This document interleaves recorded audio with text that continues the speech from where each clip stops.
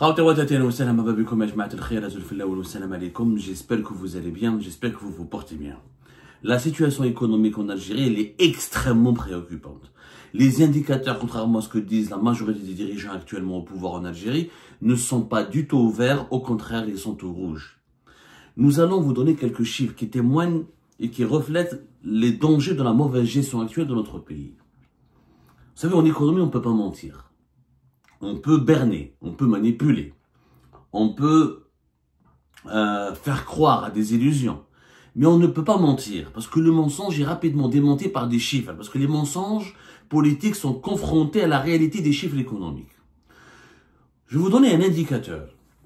Est-ce que vous savez que, officiellement, depuis ces 3 dernières années, les autorités algériennes ne cessent de nous promettre et de donner et de faire, de publier ou de diffuser un discours dans lequel ils promettent ou ils annoncent de lutter contre le cash, de vouloir lutter contre tout l'argent, les liquidités qui circulent hors circuit bancaire.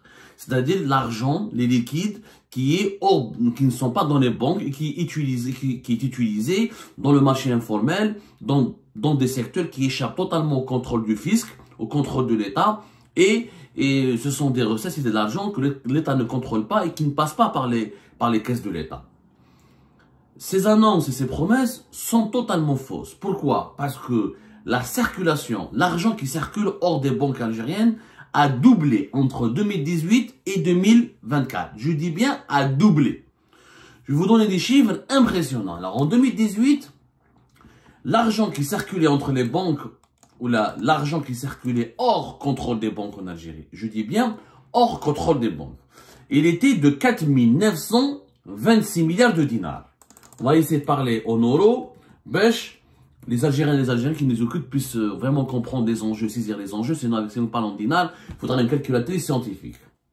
Alors, en 2018, on avait exactement 4 926 milliards de dinars qui circulaient hors banque. C'était l'équivalent de 36 milliards de dollars. Ces 36 milliards de dollars et demi, plus exactement, c'était l'argent de l'informel. L'argent qui ne rentre pas dans les banques, ou qui ne passe pas par les banques, ou qui ne circule pas par qui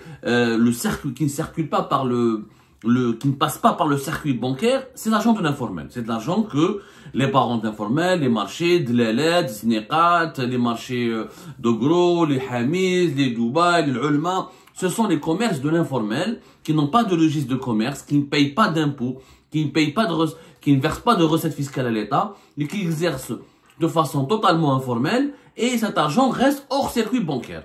Ou c'est l'argent, c'est essentiellement l'argent de l'informel, et c'est de l'argent, c'est du cash que les familles algériennes, que les ménages algériens cachent chez eux, ils le dissimulent chez eux, ils l'utilisent pour leurs besoins quotidiens. C'était l'équivalent de 36 milliards et demi de dollars en 2018. Nous sommes en 2018, à l'époque du régime de Bouteflika, donc bien avant le Hirak, bien avant la nouvelle Algérie. Nous allons voir les derniers chiffres de mars 2024. C'est les derniers chiffres actualisés. Cet argent qui circule, le cash, les liquidités, le liquide qui circule hors cadre bancaire depuis mars 2024, c'est 8 829 milliards de dinars. 8 829 milliards de 89 milliards de dinars. 8289 milliards de dinars. C'est pratiquement le double de 4 926 milliards de dinars de 2018. 8 289 milliards de dinars, on va faire la conversion maintenant, sous vos yeux. Combien ça va donner en dollars? Tenez-vous bien, un peu de suspense, 61 milliards et demi de dollars.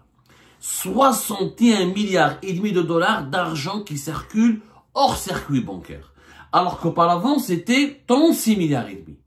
Auparavant, c'était 36 milliards et demi. Vous en rappelez bien. On est passé de 36 milliards et demi à 61 milliards et demi de dollars entre 2018 et 2024. Ça signifie quoi? Ça signifie que l'actuel pouvoir algérien non seulement il a perdu la bataille contre le cash, non seulement il n'a pas tenu ses promesses, il n'a rien pu récupérer et il n'a pas lutté contre l'informel. Alors, on passe de 36 milliards et demi à 61 milliards et demi. C'est pratiquement le double, encore une fois, c'est vraiment impressionnant. Et je parle de la période de 2018 à la période de mars 2024. Non seulement, donc, contrairement à ce que nous font croire les actuels dirigeants algériens, ils n'ont pas pu récupérer l'argent, ils n'ont pas pu stopper l'informel, ils n'ont pas pu obliger l'informel à passer par le circuit bancaire, ils n'ont pas pu légaliser les activités de l'informel, mais aussi ils ont perdu la bataille contre le cash, alors que les autorités actuelles algériennes ont multiplié les mesures contre le cash. À l'époque de Bouteflika, il n'y avait pas de mesure particulièrement contre le cash. Il y avait une mesure que le pouvoir à l'époque de Bouteflika a voulu mettre en place, paiement par chèque, l'obligation du paiement par chèque à partir d'un certain seuil. Ça n'a jamais été appliqué, ça n'a existé que théoriquement. À l'époque de ce nouveau pouvoir, on a voulu donc, on a imposé comme cette année par exemple 2025, l'achat des biens immobiliers n'est plus avec le cash. Il est uniquement avec chèque bancaire, le canal bancaire. L'achat des voitures est uniquement avec le canal bancaire. À l'époque de Bouteflika, à l'époque du régime de Bouteflika, à l'époque de l'ancienne Algérie, les Algériens et les Algériens pouvaient déposer des milliards et des milliards en cash au niveau des banques. Personne ne parlait d'eux. Il y avait même une amnistie fiscale qui a été lancée en 2015. Rappelez-vous, amnistie fiscale et d'Eroha, Bouteflika. En Algérie, c'était en 2015, je crois. Ça a été fait en 2015, hein, ça s'appelle, attendez, je vais vous donner, c'était fin d'année 2015, je sais que c'était fin d'année, voilà, c'était fin juillet 2015, ça a commencé depuis 2015 et ça a duré jusqu'à 2017, 2018 pratiquement, ça a duré 2 ans et demi, 3 ans. C'est une amnistie fiscale qui consistait, qui devait permettre à l'État algérien d'intégrer ou de récupérer les milliards de dinars qui circulaient hors circuit bancaire, qui circulaient dans l'informel. Il était question de payer de ne demander aucun justificatif à l'État, de ne demander aucun justificatif aux particuliers. Et ça consistait juste à payer une sorte d'impôt de 7%. Voilà, une taxe de 7%. Tu ramènes tout ce que tu veux comme cash, au niveau de la banque, tu ramènes tous les sacs d'argent, la banque n'a pas le droit de te dire de ce que tu as ramené, il fallait juste payer 7% qui sera prélevé sur le montant déposé et réinjecté au budget de l'État. Ça, c'était à l'époque de Bouteflika. C'est-à-dire à l'époque, on avait établi, on avait pensé à des mesures très souples pour pouvoir récupérer, comment dirais-je, pour pouvoir récupérer tout le cash qui circulait hors circuit bancaire. Or, à l'époque, encore une fois, c'était en 2015, donc c'était le cash qui circulait hors circuit bancaire était inférieur aux fameux 36 milliards et demi de dollars, le montant qui a été établi en 2018. Bon, cette amnistie fiscale n'avait pas beaucoup marché pour une raison simple, c'est que le système bancaire algérien, on en parlera plus tard, on a beau faire toutes les lois du monde, à cause des banques algériennes qui sont archaïques, qui sont totalement sous-développées, qu'il n'y a pas de prestations de services modernes, c'est des banques qui ne sont pas attractives, donc personne n'a envie de traiter avec les banques algériennes. Les banques algériennes, tout le monde a envie de les fuir, parce que quand tu vas dans une banque en Algérie, malheureusement le secteur bancaire en Algérie est dominé, notamment pour le financement des activités économiques par les grandes banques étatiques, la BNA, la BEA, la BAD, la BDL, la CNEP, la CPA, et maintenant ils ont fait une autre banque, 7 banques publiques, avec la banque de l'habitat qui a été faite à l'époque de Tebboune. Donc, c'est des banques publiques où les prestations sont catastrophiques, où il n'y a pas un accueil du client, il n'y a pas une culture une vraie culture commerciale, donc tout le monde fuit les banques algériennes. Donc, ça n'a pas marché cette amnistie fiscale. Mais, à l'époque, je signale que le régime Bouteflika n'a pas élaboré de loi extrêmement restrictive. En Algérie, depuis 2022, le régime actuel, le pouvoir actuel, s'est lancé dans une politique anti-informelle. Alors, anti-informelle, les lois qui criminalisent la spéculation, les opérations de contrôle des polices et des directions de commerce, un peu partout à travers le pays, les contrôles des commerçants et des agriculteurs, le cash en Algérie depuis pratiquement 2023, les banques algériennes demandent des justificatifs et signalent tout versement de cash de leurs clients qui dépasse un certain seuil.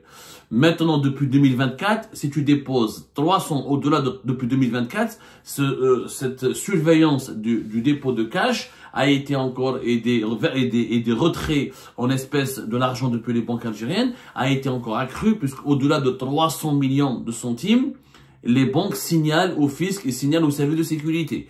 Il y a eu les enquêtes pour les redressements fiscaux. Il y a les personnes les plus riches du pays. C'était en 2023. Il y a eu ensuite d'autres types d'enquêtes sur les personnes riches qui avaient de l'argent en 2024. C'est-à-dire que les autorités actuelles algériennes ont tout fait pour essayer de contrôler les personnes riches qui ne déclaraient pas leur argent ou qui avaient de l'argent de façon informelle pour essayer de traquer les flux financiers qui circulent de façon informelle et hors circuit bancaire à travers plusieurs mesures sécuritaires, juridiques, fiscales et économiques. Puisque même les restrictions au niveau des importations, à l'époque de Bouteflika, il y avait du cash. Pourquoi? Le marché informel travaillait. Parce que le pays, il y avait une liberté pour l'importer. L'Algérie, jusqu'à 2016-2017, mis à part les restrictions au niveau des importations des voitures, tout le reste, l'Algérie importait des produits alimentaires étrangers, on importait des produits de vêtements étrangers. L'activité d'importation était libre. Elle était complètement libre. En tout cas, elle commençait à être contrôlée un peu, mais avec beaucoup de douceur par rapport aux contrôles actuels qui sont pratiqués à partir de 2017-2018. Mais on importait pratiquement tout ce qu'on voulait. Aujourd'hui, depuis 2021-2022, avec l'actuel régime, restriction totale des importations.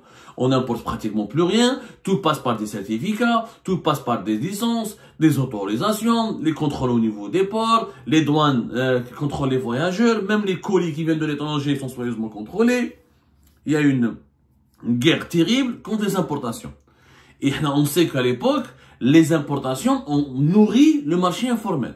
Je mets le cabas, les importations, je mets les conteneurs.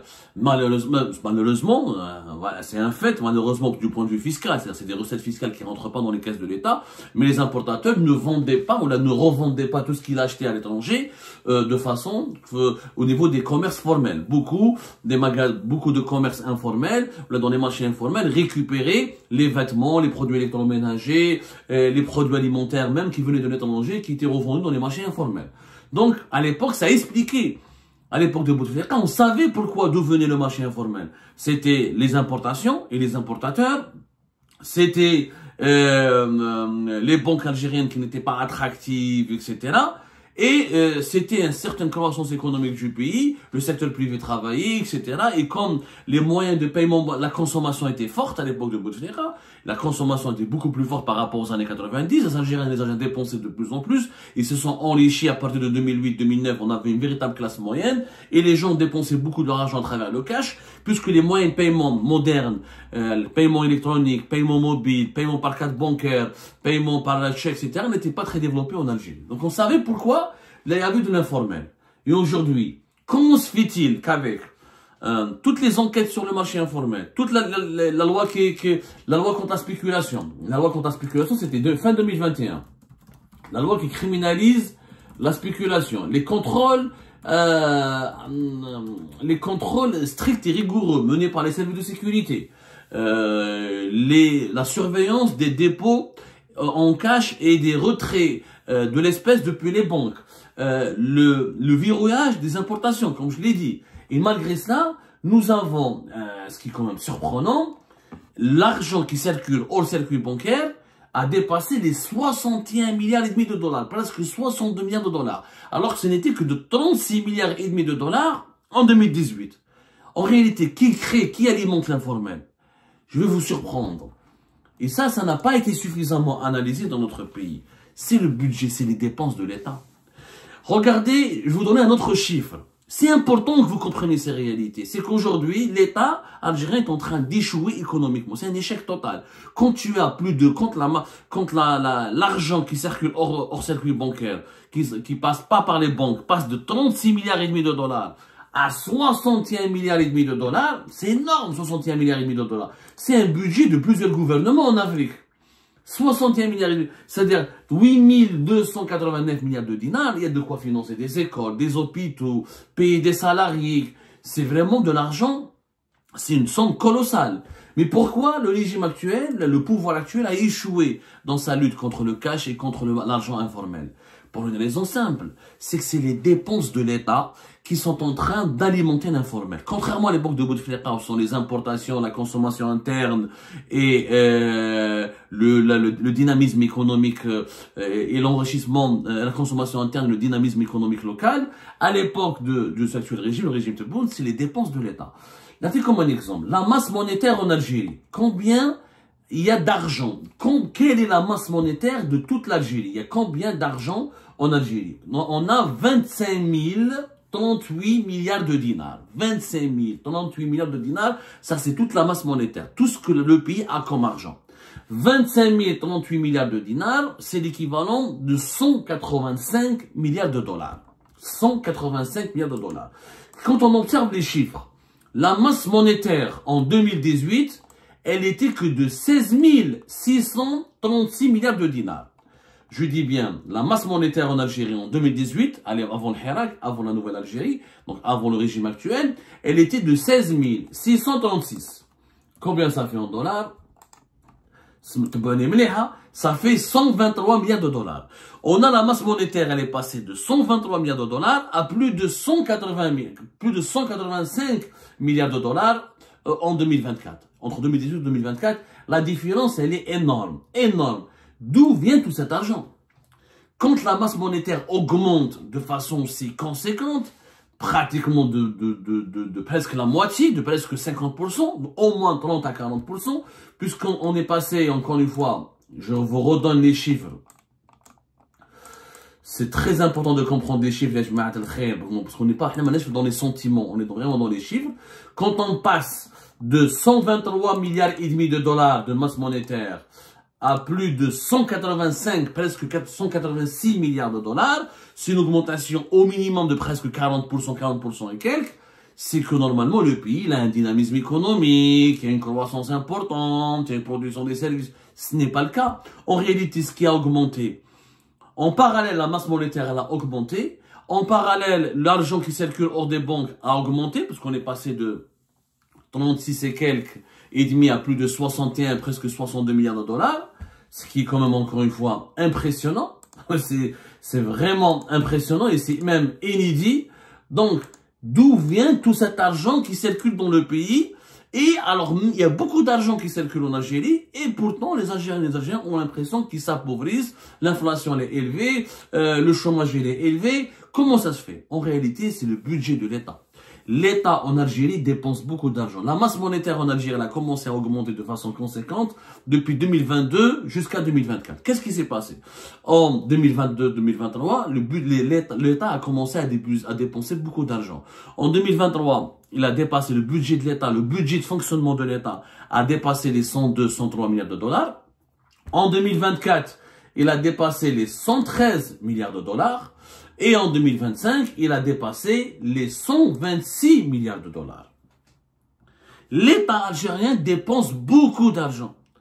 Ce n'est pas le pays, alors que le pays n'en gagne pas autant, puisque si on compare les rentrées d'argent et de l'État algérien entre 2023, 2022, 2023 jusqu'à 2024, les recettes sont en baisse par rapport aux devises.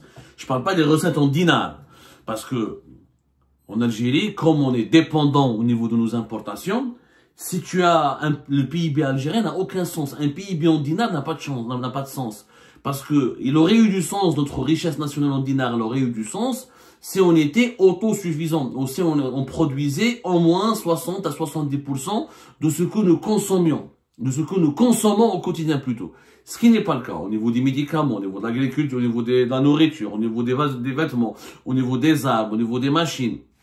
Nous consommons, nous dépendons, nous sommes ultra dépendants de l'étranger. Quand il n'y a pas beaucoup d'importations, il y a des pénuries et les prix augmentent puisque la production locale ne satisfait pas les besoins nationaux. Donc on a une masse monétaire qui augmente, alors que la production de biens et de services n'augmente pas. Je vous ai dit 1000 fois, en économie, quand il y a beaucoup d'argent qui est produit, qui est fabriqué, et que cet argent ne provient pas d'une activité de production économique de richesse, qu'est-ce que c'est que la production de richesse? C'est la production de biens et de services. Normalement, je produis un bien et un service, et c'est en vendant ce bien et ce service que le pays arrive à gagner de l'argent et des richesses, et c'est comme ça que sa masse monétaire augmente. En Algérie, c'est le contraire. La production de biens et de services, elle reste stable, elle décline. Clairement, elle décline dans pas mal de domaines, même si elle augmente légèrement dans certains secteurs, elle reste stable. En tout cas, elle n'est pas suffisamment en croissance par rapport à la croissance et à l'augmentation de la masse sanitaire, de la masse monétaire. La masse monétaire qui passe de 123 jusqu'à 185 milliards de dollars, presque 186 milliards de dollars, c'est énorme. c'est les budgets de l'État. Qu'est-ce qui augmente en Algérie? C'est pas la production, c'est pas la croissance économique, réellement. C'est pas la production nationale, c'est quoi? C'est les dépenses de l'État. Un État qui dépense 103 milliards de dollars pratiquement en 2023, 113 milliards de dollars en 2024, plus de 126 jusqu'à presque 130 milliards de dollars en 2025, c'est l'État qui dépense beaucoup d'argent. Or, l'État, quand il dépense beaucoup d'argent, qu'est-ce qu'il fait? Il crée de la monnaie. Puisqu'il n'a pas suffisamment de recettes. Il n'a pas suffisamment de recettes fiscales pour justifier l'augmentation. C'est pour ça que nous avons un déficit budgétaire. On a un déficit budgétaire énorme en Algérie. Et on en a déjà parlé. On en a déjà parlé de la dette de l'État. On en a parlé, on a fait une émission en éclairage spécialement sur la dette de l'État. Et comme nous avons un déficit budgétaire énorme en Algérie, pourquoi? Parce qu'il y a une différence entre les dépenses et les recettes. Normalement, les dépenses de l'État augmentent au fur et à mesure que les recettes augmentent. C'est pas du tout le cas. D'ailleurs, pour cette année 2025, nous avons un déficit qui dépasse les 62 milliards de dollars. D'où vient ce déficit? C'est l'argent que l'État imprime. L'État imprime de l'argent. Pour financer son budget, pour trouver de l'argent, il fabrique de l'argent, Ce qui fait, il s'endette publiquement, il s'endette auprès des banques. Donc la Banque d'Algérie est obligée de fabriquer de l'argent pour donner aux banques, pour donner à l'État et au trésor public. Et la masse monétaire augmente. Et plus la masse monétaire augmente, plus l'argent qui circule hors banque augmente. C'est pour ça qu'on a aujourd'hui plus de 60 milliards de dollars qui circulent hors. Regardez les indicateurs économiques du pays. 62 milliards de dollars de déficit. Plus de 61, presque 62 milliards de dollars de liquidités, d'espèces qui circulent hors circuit bancaire, qui échappent au contrôle des banques. Et plus de 185 milliards de dollars de masse monétaire. Ça veut dire que en Algérie, en ce moment, on croule sur l'argent, mais c'est de l'argent qui n'a pas de valeur. Pourquoi? Parce que c'est de l'argent qui est créé par l'État, qui est utilisé uniquement à l'État et qui ne profite pas à l'économie. Du coup, c'est quoi les conséquences? Trop d'argent, sans des biens, sans une production économique, sans une création économique sérieuse et réelle, ça crée une inflation permanente. L'inflation en Algérie, elle est toujours au-delà de 4-5%. Depuis 2021, 8-9%, mais 9-10% à 4-5%, mais toujours très élevé, alors que normalement, elle devrait être de 2 à 3%, pas plus.